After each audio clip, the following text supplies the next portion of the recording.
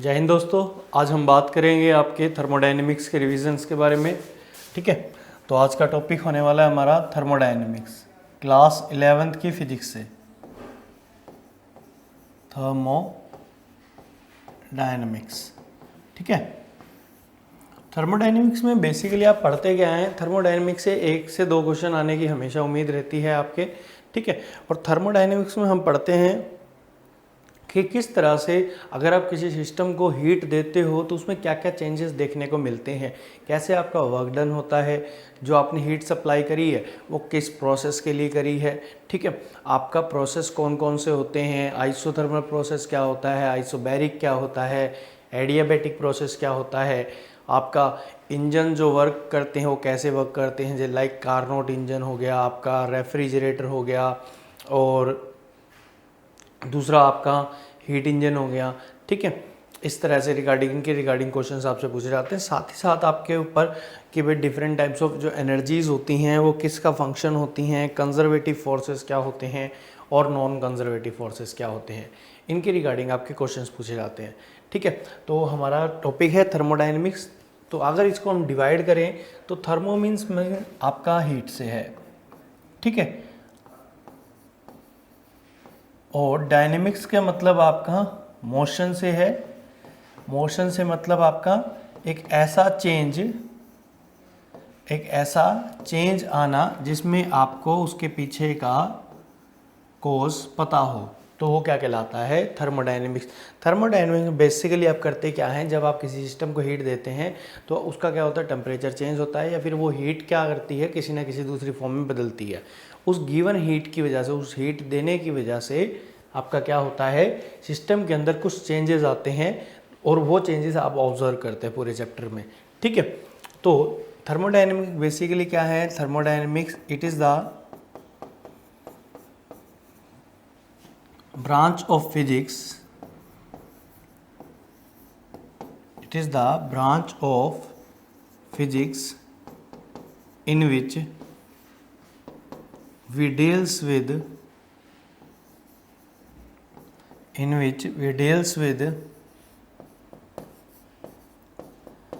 interconversion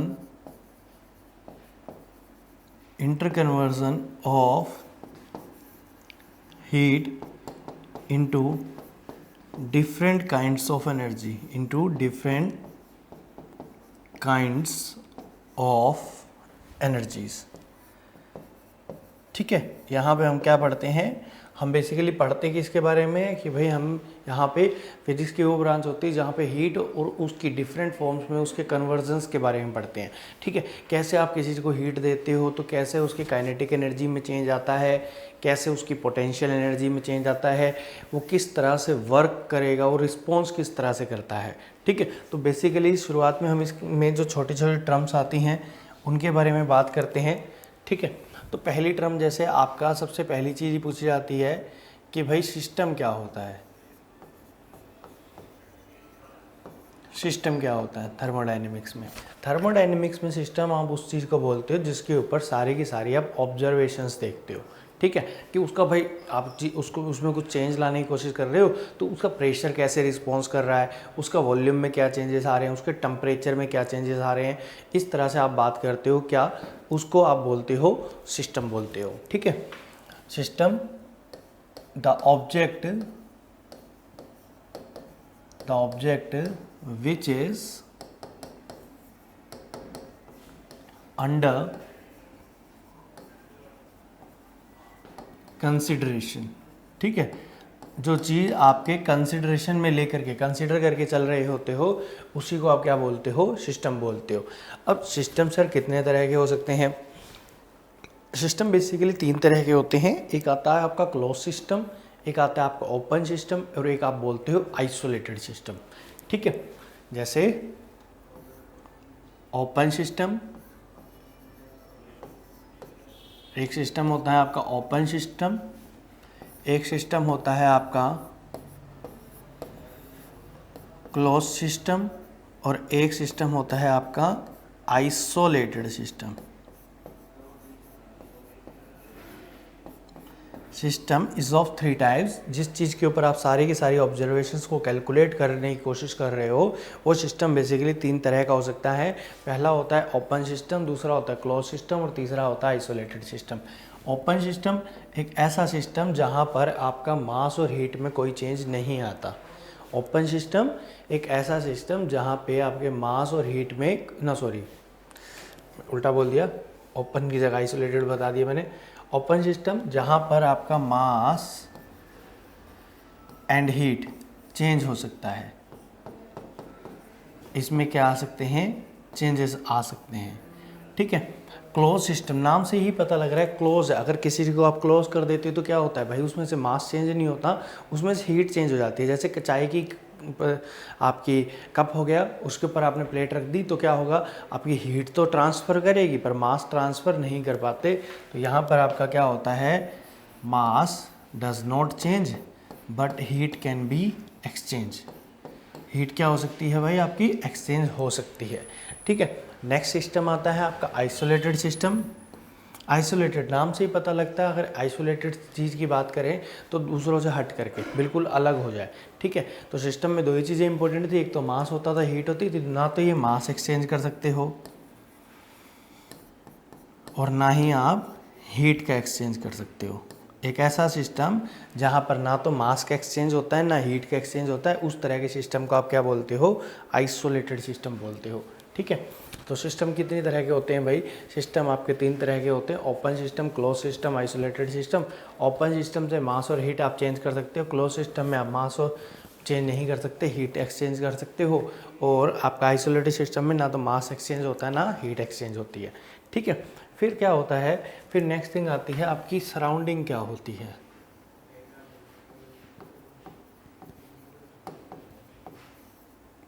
surrounding क्या होती है, कोई भी चीज़ जो सिस्टम के अलावा जिसकी आप बात कर रहे हो, जिस पे आप सब चीज़ें ऑब्जर्व कर रहे हो, उसको छोड़ करके, उस ऑब्जेक्ट को, उस बॉडी को छोड़ करके जितनी भी उसका आउटसाइड में बॉडी थिंग्स पड़ी है ना, वो सब के सब उसकी किस में बन जाती हैं, सराउंडिंग में बन जाती हैं, ठीक है। मीन्स एनीथिंग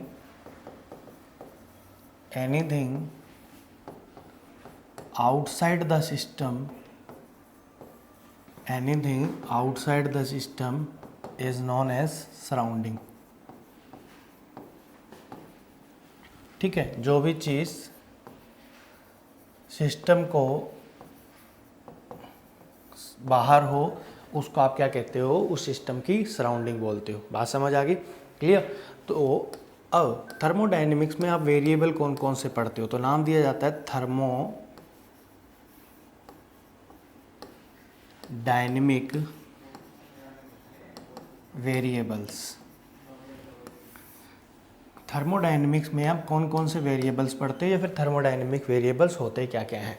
थर्मोडायनेमिक वेरिएबल्स वो चीज़ें होती हैं जिनमें आप थर्मोडायनेमिक्स में चेंजेस के बारे में ऑब्जर्वेशन करते हो सारी की सारी। कि आप कह रहे हो कि सर इसका प्रेशर बढ़ रहा है, इसका वॉल्यूम बढ़ रहा है, इसका टेम्परेचर बढ़ रहा है, घट रहा है, ठीक है। तो इसको आप बोलते हो वेरिएबल्स, जो वेरी करते हैं, जो अपने रिजल्ट में चेंजेस लाते हैं, उनको आप क्या बोलते हो, वेरिएबल बोलते हो। तो थर्मोडायनेमिक वेरिएबल होते हैं P, V and T, pressure, volume और टेम्परेचर। ये these are the thermodynamic variables, ठीक है। आगे हम बात करते हैं थर्मोडायनेमिक वेरिएबल्स के अलावा जो अगली चीज़ें होती हैं, जैसे थर्मोडायनेमिक इक्वेशन कौन सी होती है आपकी, ठीक है, या फिर आइडियल गैस इक्वेशन कौन सी होती है।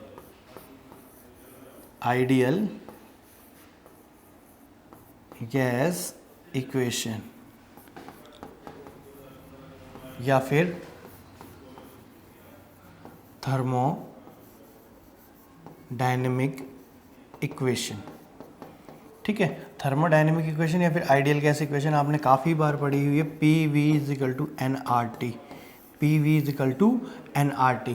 यहाँ पे P प्रेशर है, V वॉल्यूम है, N नंबर ऑफ मोल्स हैं, R आपका यूनिवर्सल गैस कांस्टेंट है जिसकी वैल्यू होती है 8.314 joule mole inverse kelvin inverse, या फिर 1.98 कैलोरी आपकी calorie mole inverse kelvin inverse, ठीक है। अब T टेम्परेचर होता है यहाँ पे। तो इतना समझ आया सराउंडिंग क्या होती है, थर्मोडायनेमिक वेरिएबल्स क्या होते हैं और थर्मोडायनेमिक इक्वेशन कौन सी होती है आपकी। नेक्स्ट चलते हैं हम आगे। आपका टॉपिक आता है नेक्स्ट आपका कि भाई थर्मल इक्विलिब्रियम क्या होता है। थर्मल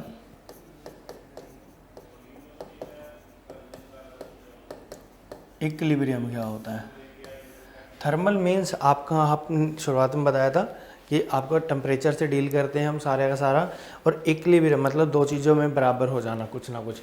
थर्मल इक्विलिब्रियम मतलब दो सिस्टम का टेम्परेचर क्या हो जाए, अगर बराबर हो जाए तो आप क्या कहोगे, और दोनों सिस्टम किस में है, थर्मल इक्विलिब्रियम में है। ठीक है, थर्मल इक्विलिब्रियम का मतलब क्या होता है, अगर दो सिस्टम का टेम्परेचर, अगर दो सिस्टम किसी भी वॉल से एक दूसरे के से सेपरेट है, ठीक है, और उन दोनों सिस्टम का टेम्परेचर कुछ टाइम बाद बराबर हो जाता है, तो आप क्या कहते हो कि दोनों सिस्टम एक दूसरे के साथ किस में आ गए हैं, थर्मल इक्विलिब्रियम में आ गए हैं। ठीक है, if two systems are at equal temperature, ठीक है, दो सिस्टम का टेम्परेचर क्या हो जाए, इक्वल हो जाए, तो आप क्या कहोगे, वो दोनों सिस्टम किस में है, थर्मल इक्विलिब्रियम में है। ठीक है, नेक्स्ट हम बात करते हैं एनर्जी के बारे में। यहाँ पे तो यहाँ पे एक पहली और इम्पोर्टेंट टॉपिक आता है, बहुत ज़्यादा इम्पोर्टेंट है, दैट इज़ इंटरनल एनर्जी। देखो इंटरनल एनर्जी क्या होती है। इंटरनल एनर्जी बेसिकली दो टाइप्स ऑफ एनर्जी का सम होती हैं। ठीक है, जैसे कोई भी आप सिस्टम लेते हो ना, थर्मोडायनेमिक सिस्टम लेते हो, तो उसमें गैस मॉलिक्यूल्स का रैंडम मोशन हो रहा होता है इधर उधर। ठीक है, साथ ही साथ उनके बीच में हल्का फुल्का कोई फोर्स ऑफ अट्रैक्शन होता है, मतलब उसके पास कुछ ना कुछ उसकी खुद की पोटेंशियल एनर्जी भी होती है। ठीक है, जैसे मान लेते हैं हमने एक चैम्बर था ये हमारे पास, और इसके अंदर गैसेस भरी हुई हैं बहुत सारी,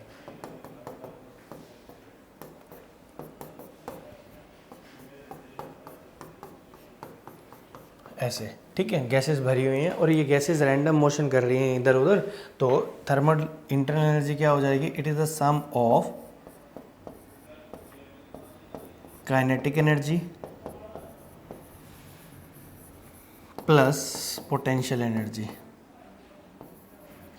इंटरनल एनर्जी क्या होती है, सम होती है काइनेटिक एनर्जी का और पोटेंशियल एनर्जी का बेसिकली। ठीक है, तो internal energy is the collectively sum of kinetic energy and potential energy. अब ये किस चीज़ पे डिपेंड करती है, कैसे डिपेंड करती है, तो इससे पहले आप लोगों ने दो चीज़ें सुनी होंगी, एक तो होता है path function,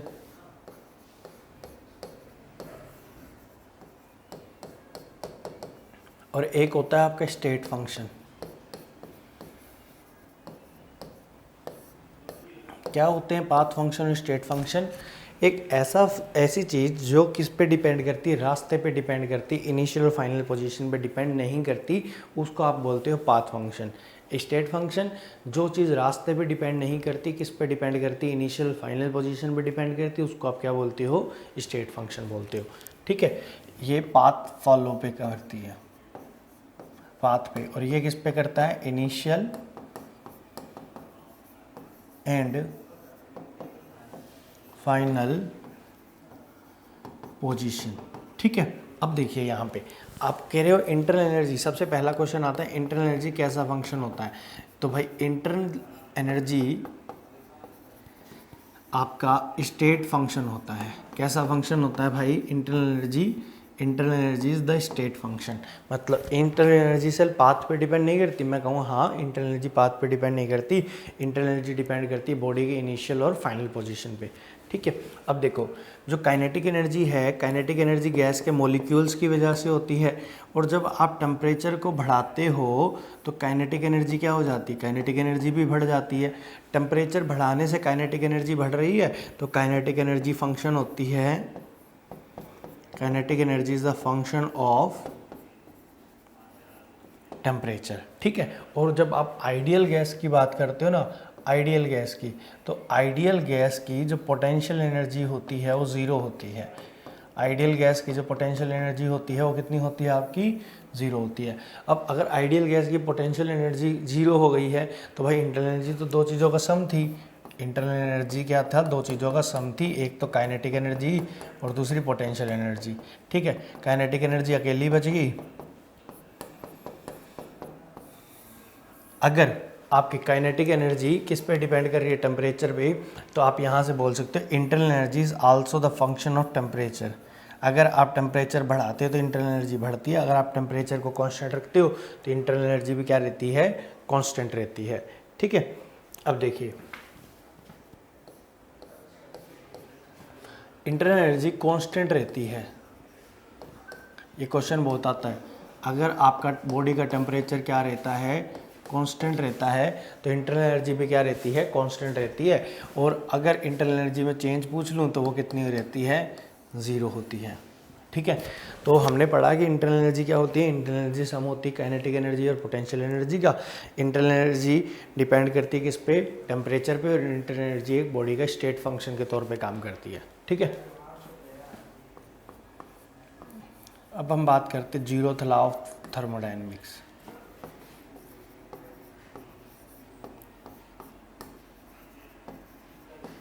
zeroth law of thermodynamics.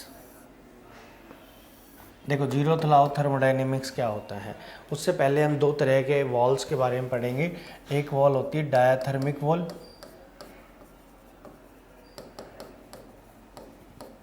और एक वॉल होती है एडियाबैटिक वॉल। देखो दो तरह की वॉल होती हैं, एक डायाथर्मिक वॉल होती है और एक एडियाबैटिक वॉल होती है।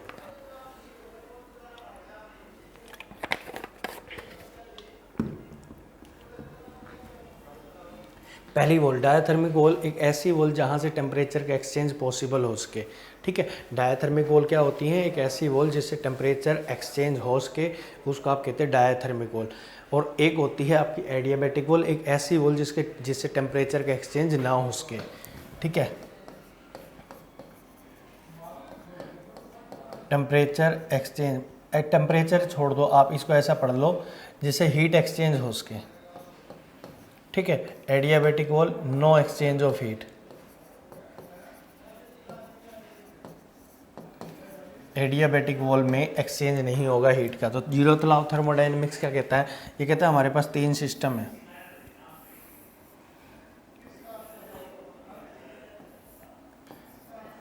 ए, बी और सी।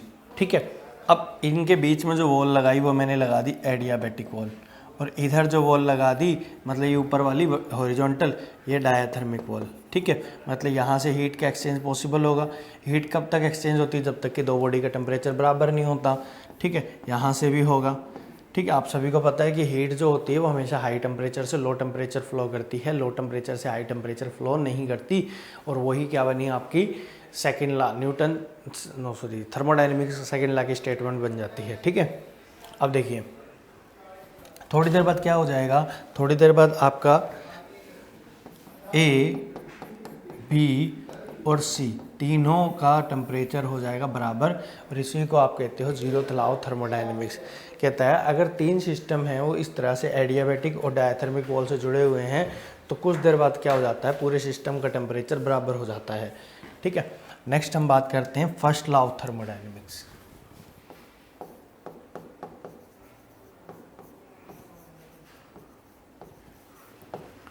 फर्स्ट लॉ ऑफ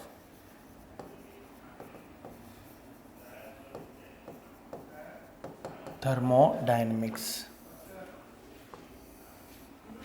देखो फर्स्ट लॉ ऑफ थर्मोडायनेमिक्स क्या कहता है, फर्स्ट लॉ ऑफ थर्मोडायनेमिक्स कहता है अगर आप किसी सिस्टम को हीट देते हो, अगर आप किसी सिस्टम को हीट देते हो तो उसका कुछ दी हुई हीट का कुछ पार्ट इंटरनल एनर्जी में बदलता है और कुछ पार्ट आपका किस में बदलता है, वर्क डन में बदल जाता है। ठीक है, वर्क डन का फार्मूला देखेंगे क्या होगा और किस तरह से वो चेंजेस होते हैं। जैसे मान लेते हैं ये एक सिलेंडर था, ये हमने लगा दिया इसके ऊपर एक पिस्टन। ठीक है, इसके अंदर आपने भर दी गैस,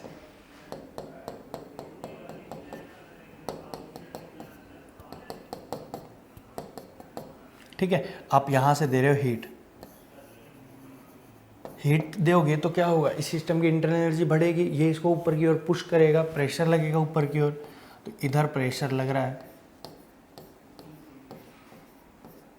कुछ देर बाद ये मान लेते हैं पिस्टन कहीं यहाँ आ गया, कितनी लेंथ चलाया, डेल्टा एक्स चल गया ऊपर की ओर। ठीक है, तो आपने जो हीट दी आपने कुछ अमाउंट हीट दिया सिस्टम को, उससे क्या हुआ, उससे आपका एक वर्क डन हुआ, और जो वर्क डन होता है वो आप लोगों ने पढ़ा है, फोर्स इनटू डिस्प्लेसमेंट होता है। ठीक है, मैंने वर्क पावर एनर्जी वाला चैप्टर करवा दिया, उसमें बताया था फोर्स इनटू डिस्प्लेसमेंट, और फोर्स की जगह आप लिख सकते हो प्रेशर इनटू में एरिया, डिस्प्लेसमेंट ये dx, तो यहाँ से लिख सकते हो आप प्रेशर इनटू में चेंज इन वॉल्यूम, ये हो गया आपका वर्क डन। ठीक है, overall first law of thermodynamics क्या कहता है, बोला अगर आपने delta Q amount of heat supply करी है, उसमें से कुछ amount of heat internal energy में चेंज हो जाती है और बाकी आपका क्या करती है, वर्क डन करने के काम आती है। ठीक है, this statement is known as law of thermodynamics का first law of thermodynamics. Delta Q exchange of heat,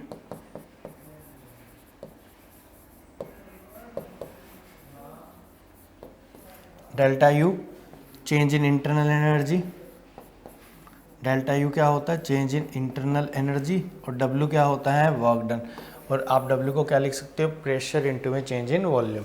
ठीक है, आप वर्क डन को कुछ ऐसा भी लिख सकते हो, V final minus V initial, this is also known as work done in case of thermodynamics. ठीक है, प्रेशर इनटू में V final minus V initial. आगे हम बात करते हैं इसी के अंदर। तो जब भी आप बोलोगे ना heat given to system,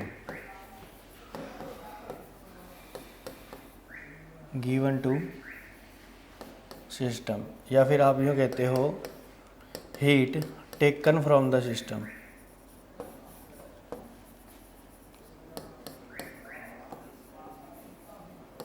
heat taken from the system, या फिर आप यूँ बोलते हो वर्क डन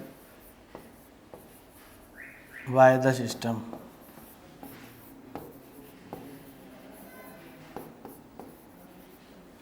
या फिर आप यूँ बोलते हो work done on the system.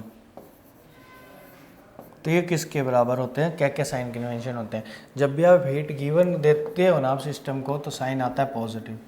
जब भी हीट लेते हो तो साइन आता है नेगेटिव। और जब भी आप work done by the system करवाते हो वो होता है पॉजिटिव, और work done on the system करवाते हो नेगेटिव। क्लॉकवाइज प्रोसेस में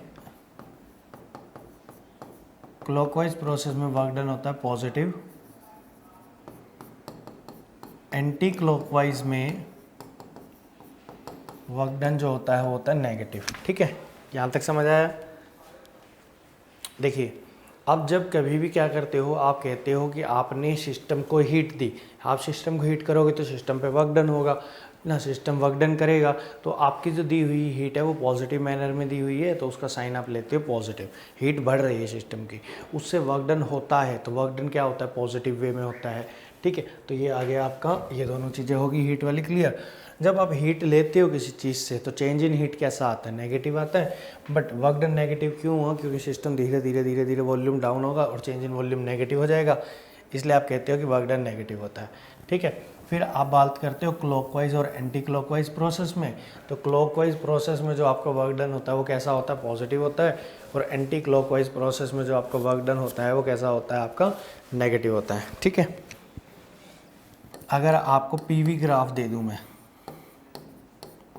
पीवी ग्राफ दे दूं, तो इसका जो एरिया होगा वो आपको देगा क्या, work done. Area of PV graph gives work done. आगे बात समझ। ठीक है, इस तरह से आप इसके फर्स्ट लॉ को बता सकते हो। देखिए आगे बात करते हैं हम टाइप्स ऑफ थर्मोडायनेमिक प्रोसेसेस।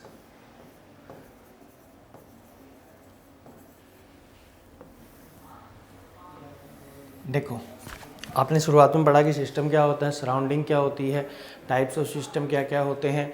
ठीक है, और आपके उसके बाद आपने पढ़ा इंटरनल एनर्जी किसका फंक्शन होती है, होती क्या है, किन दो एनर्जीज़ का सम होती हैं। साथ ही साथ आपने ये पढ़ा कि भाई in first law of thermodynamics क्या होता है, जीरोथ लॉ ऑफ थर्मोडायनेमिक्स क्या होता है। अब हम बात कर रहे हैं कि थर्मोडायनेमिक्स में आप कौन कौन सी प्रोसेसेस के बारे में पढ़ते हैं। ठीक है, कौन सी प्रोसेस के दौरान क्या चीज़ होती है, क्या चीज़ नहीं होती, उनके रिगार्डिंग पढ़ते हैं। ठीक है, तो फर्स्ट ऑफ ऑल आप कह रहे हो टाइप्स ऑफ थर्मोडाइनमिक प्रोसेस कितनी तरह की होती हैं। एक प्रोसेस होती है आइसोथर्मल प्रोसेस, आइसोथर्मल प्रोसेस। दूसरी होती है आपकी एडियाबैटिक प्रोसेस, दूसरी क्या होती है आपको एडियाबैटिक प्रोसेस। और तीसरी प्रोसेस कौन सी होती है आपकी आइसोकोहरिक प्रोसेस,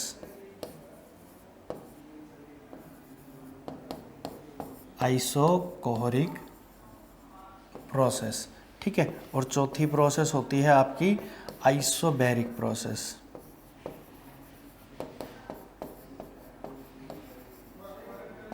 अब हम इनके बारे में इंडिविजुअल पढ़ेंगे। तो सबसे पहले आपकी कितनी तरह की प्रोसेस होती हैं थर्मोडायनेमिक्स में। थर्मोडायनेमिक्स में आपके 4 तरह की प्रोसेस होती है, आइसोथर्मल, एडियाबैटिक, आइसोबैरिक और आइसोकोहरिक, ठीक है। चलो चलते हैं आगे इसमें। सबसे पहली जो प्रोसेस होती है वो होती है आपकी आइसोथर्मल प्रोसेस।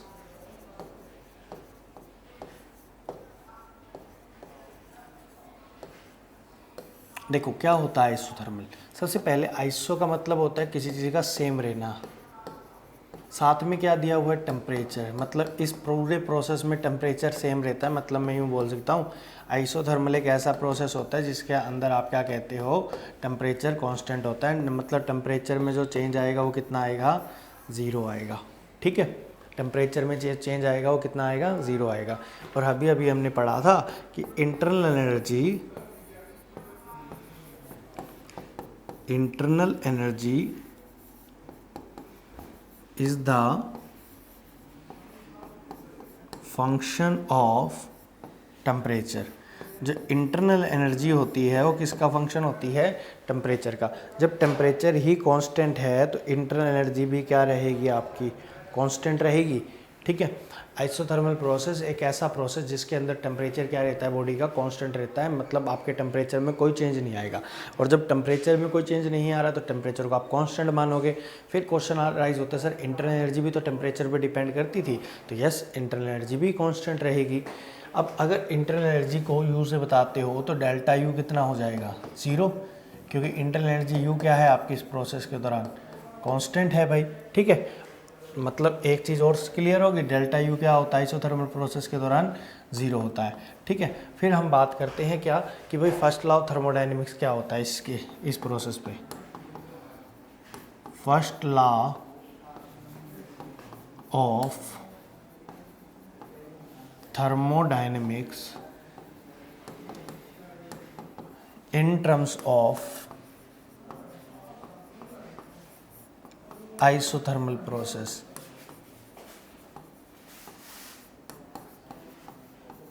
ठीक है, तो first law of thermodynamics isothermal process में क्या हो गया, फर्स्ट लॉ ऑफ थर्मोडायनेमिक्स होता है क्या, delta Q is equal to delta U plus W के बराबर होता है। सोचो क्या आ सकता है आपका राइट आंसर। जब फर्स्ट लॉ आपका delta U is equal to delta Q is equal to delta U plus W होता है तो यहाँ पर फर्स्ट लॉ किसके बराबर आएगा, तो भाई आपका डेल्टा यू तो 0 ही हो गया।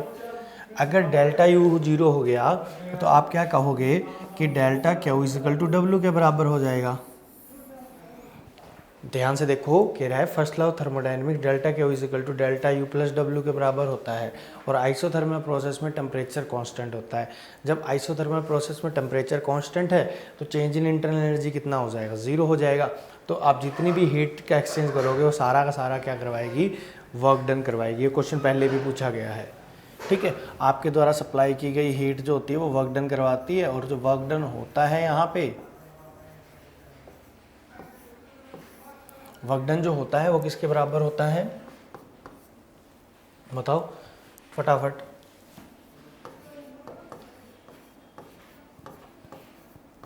To 2.303 nRT log V2 by V1, ठीक है, या फिर 2.303 nRT log P1 by P2।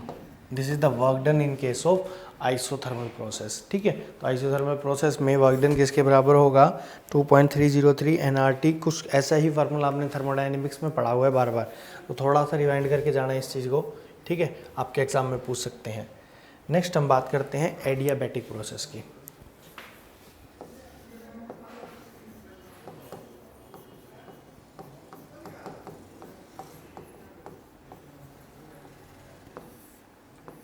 क्या होती है एडियाबैटिक प्रोसेस? एडियाबैटिक प्रोसेस एक ऐसी प्रोसेस होती है जिस प्रोसेस के दौरान आपका जो हीट होता है वो कांस्टेंट रहता है। अगर हीट कांस्टेंट है तो डेल्टा क्यू क्या हो जाएगा? ज़ीरो हो जाएगा।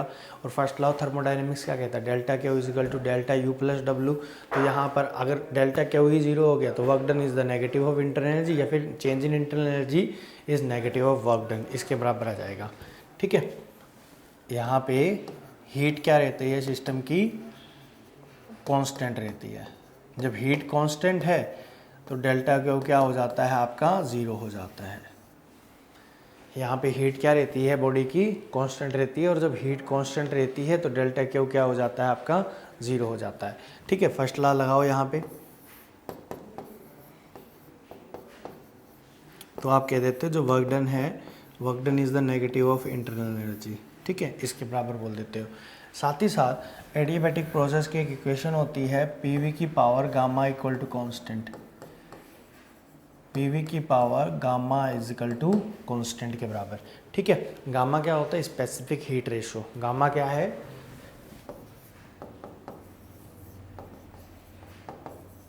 Specific heat ratio. बहुत बार ऐसा क्वेश्चन आता है जब प्रेशर और वॉल्यूम में आपको रिलेशन दे रखे होते हैं और आपसे पूछता है कौन सा रिलेशन सही है कौन सा गलत है। ठीक है, आपको पता है P V is equal to N R T होता है। ठीक है, अगर आप प्रेशर को हटा दो यहाँ से तो आप लिख सकते हो N R T by V की power gamma equal to constant. ठीक है, यहाँ से आप लिख सकते हो टी इंटू वी की power gamma minus one equal to constant, ये आ जाएगा। ठीक है, और अगर आप वॉल्यूम को हटा दो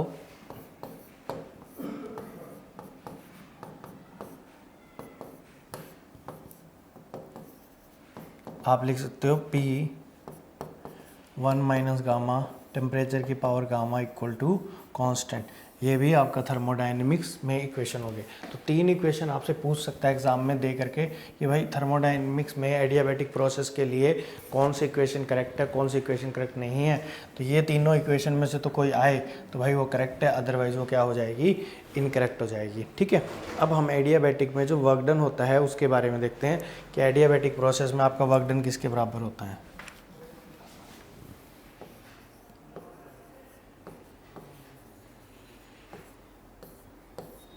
एडियाबैटिक प्रोसेस में वर्क डन होता है एन आर, ना सॉरी एन आर नहीं आएगा यहाँ पे,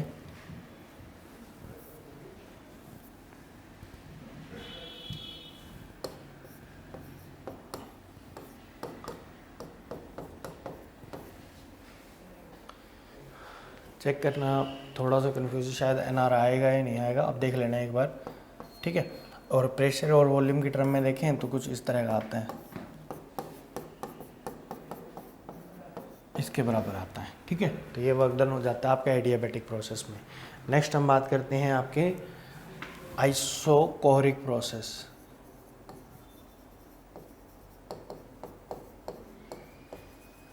आइसोकोरिक प्रोसेस क्या होता है? एक ऐसा प्रोसेस जिसके अंदर आपका वॉल्यूम कांस्टेंट रहता है उसको आप क्या बोलते हो? Isochoric process. आइसोकोरिक प्रोसेस क्या हो गया? एक ऐसा प्रोसेस जिसके अंदर आपका वॉल्यूम क्या रहता है? कांस्टेंट। और आपको पता है कि जो वर्क डन होता है वो वॉल्यूम की टर्म में डिफाइंड होता है। Work done is equal to pressure into में चेंज इन वॉल्यूम। तो यहाँ पे वर्क डन जीरो होता है। ठीक है, जब वर्क डन जीरो हो गया तो फर्स्ट लॉ थर्मोडायनेमिक्स क्या बन जाएगा यहाँ पे?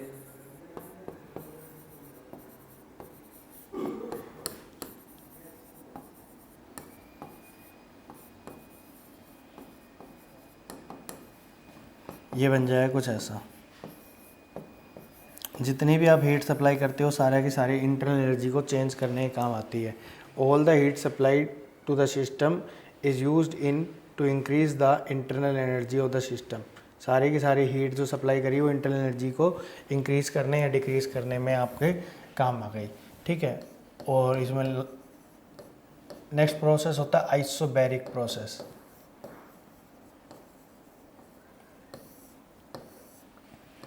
आइसोबैरिक प्रोसेस क्या होता है? आइसोबैरिक मतलब यहाँ पे BAR बार आ गया, ठीक है। बार मतलब प्रेशर की यूनिट, मतलब प्रेशर आपका क्या रहेगा? कांस्टेंट रहेगा।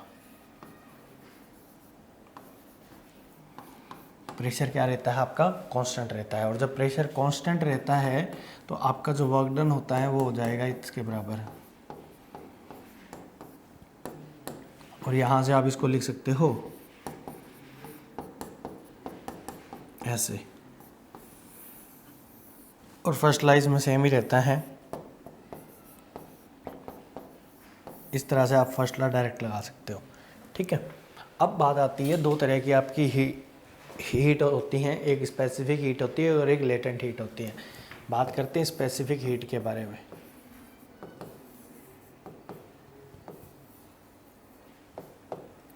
स्पेसिफिक हीट क्या होती है? नाम से पता लग रहा है स्पेसिफिक, मतलब किसी पर्पस के लिए दी जाने वाली हीट, ठीक है। अगर आप किसी बॉडी को किसी 1 ग्राम सब्सटेंस का टेम्परेचर 1 डिग्री सेल्सियस तक बढ़ाने के लिए कुछ हीट देते हो, 1 ग्राम सब्सटेंस का टेम्परेचर 1 डिग्री सेल्सियस तक बढ़ाना चाहते हो, ठीक है, तो आप बाहर से इसको क्या सप्लाई करते हो? हीट सप्लाई करते हैं। इसमें हम क्या सप्लाई करते हैं? Supply heat. If we want the increase of 1 gram of substance, temperature of 1 gram of substance through 1 degree Celsius, तो आप बाहर से उसको जो हीट सप्लाई करते हो वही क्या कहलाती है? वही कहलाती है आपकी स्पेसिफिक हीट, ठीक है। फार्मूला वाइज देखें तो आप बोलते हैं इसको डेल्टा क्या is equal to MC delta T। जो C होता है वो स्पीड ऑफ लाइट नहीं होती, वो होती है specific heat constant. Specific heat constant, ठीक है। अगर C की वैल्यू देखें तो ये हो जाता है delta Q divide by M delta T, ठीक है। अब दो क्वेश्चन बनते हैं इसके ऊपर, एक आइसोथर्मल प्रोसेस में स्पेसिफिक हीट,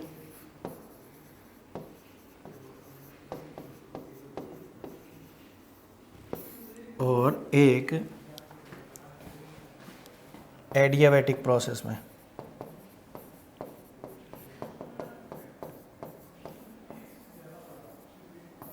एडियाबैटिक प्रोसेस में स्पेसिफिक हीट और एक आपके आइसोथर्मल प्रोसेस में स्पेसिफिक हीट। आइसोथर्मल प्रोसेस में टेम्परेचर कांस्टेंट, तो जो आपकी स्पेसिफिक हीट होती है वो इनफाइनाइट होती है, ठीक है।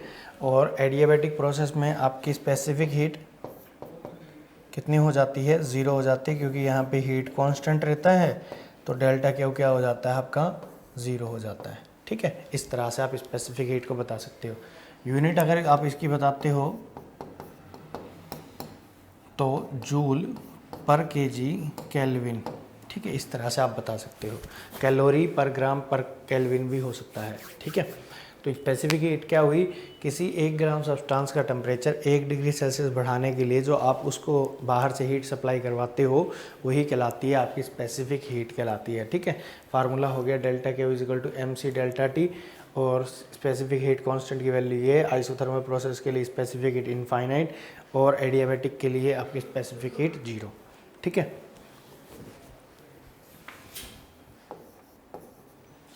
बात हम करते हैं लेटेंट हीट की।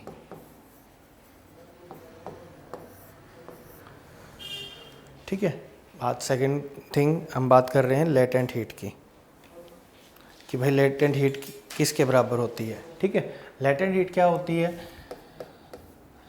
ड्यूरिंग फेज चेंज, जब सॉलिड से लिक्विड बदलता है, लिक्विड से गैस बदलता है, तो इस तरह जब फेज चेंज हो रहा होता है तो उस दौरान आप जो हीट देते हो ये हीट क्या कहलाती है? लेटेंट हीट कहलाती है। फार्मूला वाइज देखें तो फार्मूला होता है Q is equal to ml। L क्या होता है? लेटेंट हीट कांस्टेंट,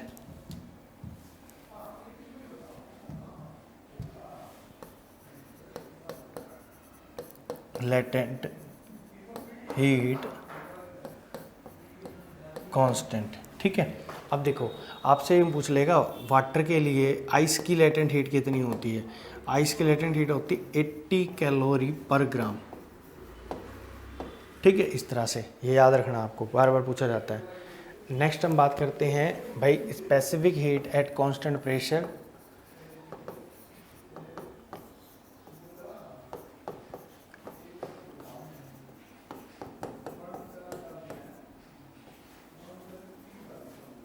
और specific heat at a constant volume, इसको बोलते हो आप सीपी से, इसको बोलते हो आप सीवी से।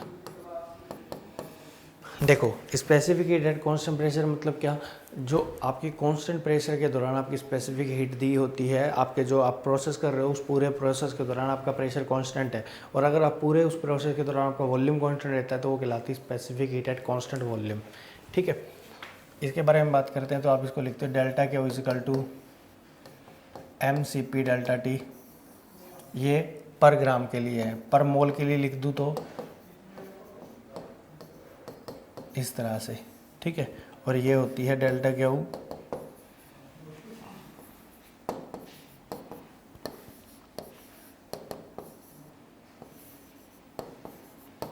ये आपकी स्पेसिफिक हीट्स हो गई। ठीक है, आगे अगर हम बात करते हैं स्पेसिफिक हीट में कौन सी ज़्यादा होती है कौन सी कम, तो C P is greater than C V होता है, क्योंकि सी वी के केस में वर्क डन जीरो हो जाता है, इसलिए वो कम होता है। ठीक है, तो specific heat at constant pressure is always greater than the specific heat at constant volume. Next अगर आगे बात करें इसमें हम, तो मेयर्स फॉर्मूला क्या होता है।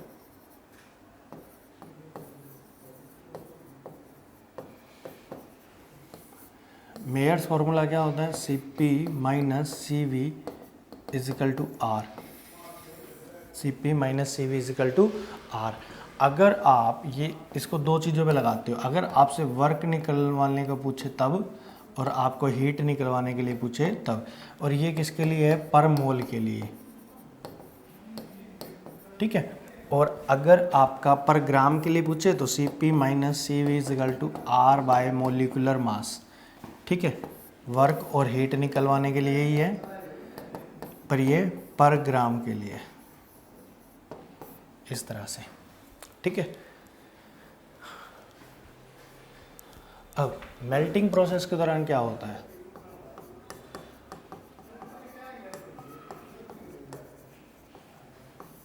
मेल्टिंग प्रोसेस के दौरान आप लिखते हो change in internal energy equal to Q. ठीक है, डेल्टा क्यू, क्योंकि वॉल्यूम कांस्टेंट रहता है मेल्टिंग प्रोसेस के दौरान। ठीक है, जो आप इंटरनल एनर्जी में चेंज लाते हो वो सारा का सारा आपके लेटेंट हीट की फॉर्मेशन में होता है, क्योंकि मेल्टिंग मतलब आइस का लिक्विड में बदलना, आपकी स्टेट का चेंज होना। स्टेट के चेंज होने के दौरान आप जो हीट सप्लाई करते हो वो बॉडी की लेटेंट हीट के बराबर होती है। ठीक है, इधर नेक्स्ट हम बात करते हैं हीट इंजन क्या होता है।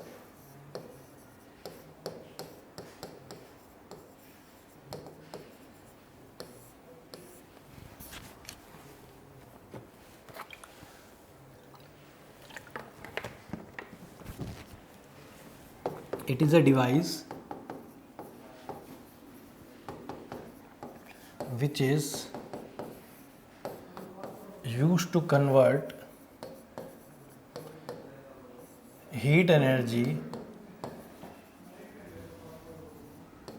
into mechanical work।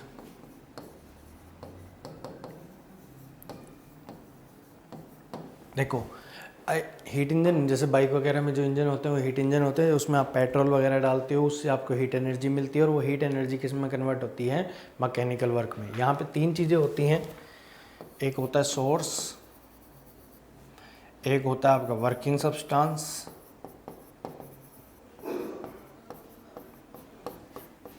और एक आपका होता है क्या, सिंक। ठीक है, तीन चीज़ें लेकर के चलते हैं हम यहाँ पे।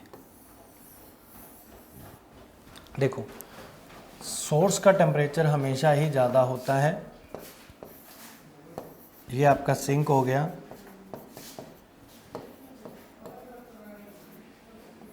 ये आपका वर्किंग सब्सटेंस हो गया। ठीक है, मान लेते हैं आपने यहाँ पे T1 हमेशा ज़्यादा होता है किससे, T2 से। सोर्स का टेम्परेचर हमेशा ज़्यादा होता है किससे, आपके सिंक से। आपने मान लेते हैं Q1 अमाउंट ऑफ हीट ली। ठीक है, कुछ आपने उसका वर्क कर दिया, बची हुई हीट आपके कहाँ चलेगी, सिंक में चलेगी एज द रिजेक्ट हीट। ठीक है, सबसे पहले आपने क्या करते हो, आप सोर्स से कुछ हीट लेते हो। ठीक है, उसका कुछ ना कुछ वर्क करवाते हो, तो कुछ ना कुछ हीट तो फ्रिक्शन वगैरह के फॉर्मेट में बाहर रिलीज होती है। ठीक है, उस हीट को आप Q2 बोलते हो। तो Q2 आपकी क्या है, रिजेक्टेड हीट। Q2 क्या है आपकी रिजेक्टेड हीट। ठीक, तो वर्क डन कितना हुआ, वर्क डन हुआ Q1 माइनस Q2 के बराबर। वर्क डन किसके बराबर हुआ, Q2 माइनस Q1 के बराबर, ना सॉरी Q1 माइनस Q2। और एफिशिएंसी ऑफ हीट इंजन कितनी होती है, एफिशिएंसी किसी चीज़ की भी निकालते हो वो होती है आउटपुट कितना मिला फॉर ए गिवन इनपुट। आपने इनपुट में क्या दिया था Q1, आउटपुट में क्या मिला आपको वर्क डन, और वर्क डन किसके बराबर Q1 माइनस Q2। तो ये आ गई एफिशिएंसी आपकी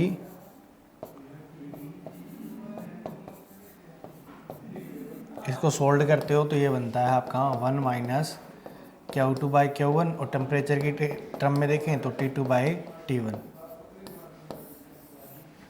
these are the efficiency of heat engine. Heat engine एक आपके इरिवर्सिबल साइकिल पे काम करने वाला प्रोसेस होता है, वो रिवर्सिबल नहीं होता। और यहाँ पे T1 और T2 आपके केल्विन में लिए जाते हैं। ठीक है, वर्क डन आपका Q1 माइनस Q2 आपकी रिजेक्टेड हीट होती है। ठीक है, अब ये एफिशिएंसी कभी भी 100% नहीं हो सकती, क्योंकि Q2 can't be equal to 0। आपकी रिजेक्टेड हीट कभी भी 0 हो नहीं पाएगी। और मैक्सिमम एफिशिएंसी डीजल इंजन की होती है as compare to petrol engine के। ठीक है, अब हम बात करते हैं कारनोट इंजन।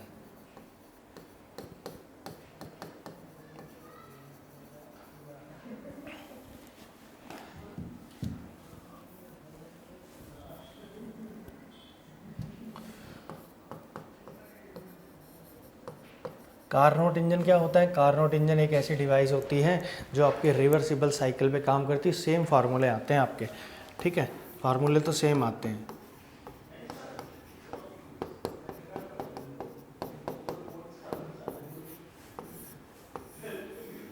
फार्मूले सेम होते हैं। फ़र्क क्या होता है, फ़र्क पहला ये रिवर्सिबल साइकिल पे काम करता है,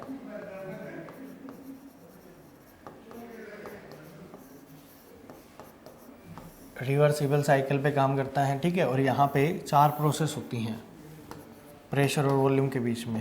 पहली प्रोसेस होती है आइसोथर्मल, फिर एडियाबैटिक, फिर आइसोथर्मल और फिर एडियाबैटिक। ठीक है, इस तरह से यहाँ पे हीट सप्लाई करते हो और यहाँ से हीट रिजेक्ट होती है। ठीक है, ये आइसोथर्मल प्रोसेस है, ये एडियाबैटिक है, ये आइसोथर्मल है, एडियाबैटिक है। इस प्रोसेस के दौरान एक्सपेंशन होता है, इस प्रोसेस के दौरान कंप्रेशन होता है। ठीक है, ये आपसे पूछा जा सकता है। फिर रेफ्रिजरेटर क्या होता है,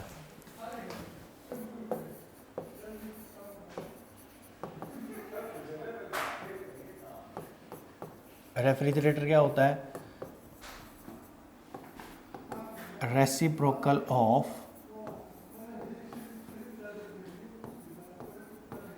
कारनोट इंजन। ठीक है, जो कारनोट इंजन होता है ना उसका उल्टा काम करता है रेफ्रिजरेटर। रेफ्रिजरेटर का काम क्या होता है, ठंडी चीज़ से और हीट निकाल करके उसको सराउंडिंग में सप्लाई करवा देना। ठीक है, मान लेते हैं सिंक की जगह आपका था खाना जिसका टेम्परेचर है T2, यहाँ पे है वर्किंग सब्सटेंस। ठीक है, और यहाँ पे है आपका सराउंडिंग्स सोर्स T1। आपने क्या करा, Q2 हीट ली। सबसे पहले आप वर्क डन करोगे, वर्क डन मतलब स्विच ऑन करोगे डिवाइस का, आपसे वो हीट लेना चालू कर देगा, और वो हीट और वर्क डन दोनों के दोनों आप सराउंडिंग में दे दोगे। देखो ये दोनों सप्लाई कर रहे हो, ये बाहर निकल रहा है।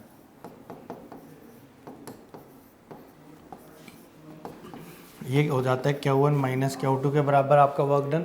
ठीक है, इसकी एफिशिएंसी को बीटा बोलते हो, कोफिशिएंट ऑफ परफॉर्मेंस।